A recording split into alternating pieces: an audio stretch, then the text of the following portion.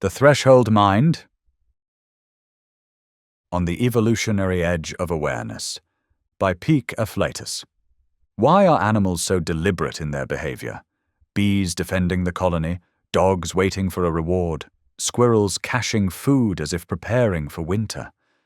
There is something strangely familiar in these acts, a sense of intention that looks, from the outside, like planning. Yet the more I watch them, the more I notice how different our own kind of survival has become. Most animals appear to live inside an extended present. Even those we call intelligent are not clearly imagining a future self who will inherit today's actions. They respond to patterns, cues, and instincts shaped over evolutionary time rather than to narrated possibilities. A bee does not decide to sacrifice itself any more than a leaf decides to fall. A dog waiting for a treat is not reflecting on patience, but repeating a pattern that has ended well before. And a squirrel raised indoors will still bury food because winter exists in its biology without ever having been experienced. Once this distinction becomes visible, it is hard to unsee. There seems to be a threshold between adaptive behavior and reflective awareness. Not simply intelligence, but a mind capable of turning back on itself. A mind that does not only respond to the world, but also notices itself responding. This shift may not be unique to humans in absolute terms, but it appears in us with unusual intensity and reach. Instinct gives way to introspection. Pattern becomes prediction. Reaction becomes reflection. With that shift comes the full catalogue of human unease, anxiety about futures that have not arrived, self-critique, the sense of a life unfolding as a story, and the knowledge of death long before it is encountered. We did not merely evolve better tools. We evolved the capacity to watch ourselves using them.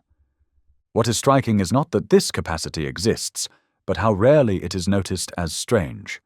Most lives do not require questioning the structure of awareness, any more than walking requires questioning gravity. Human motives are projected onto animals because the resemblance is comforting. Planning, loyalty, sacrifice.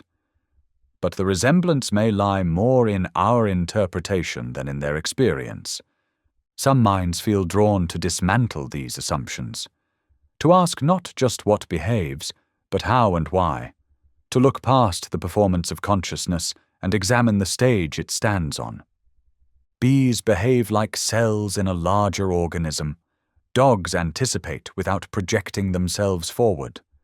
Corvids approach something like time travel in thought, without fully escaping the present.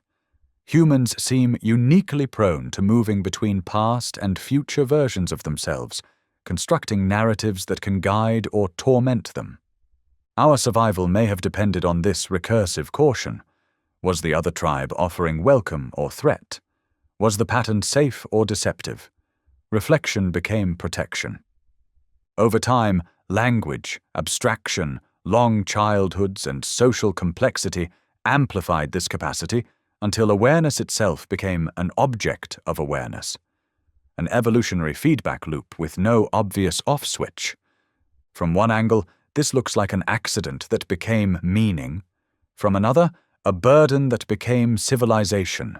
A rare crossing where a creature learned not only to survive, but to wonder what survival was for. Everything else remained anchored in the present. We became a species that could step outside it. Now we live suspended between instinct and story, watching ourselves behave in ways that often exceed reason, trying to understand how a mind capable of questioning itself ever emerged at all. Strange and remarkable. An improbability that became both our engine and our ache. I find myself drawn to this excavation of thinking about thinking. But there comes a point where analysis must give way to embodiment, or life risks being undermined by its own explanation. There is a subtle envy in watching an animal move through the world without the weight of wondering, to inhabit the present without narrating it, to live without standing outside oneself. You have been listening to Peak Afflatus,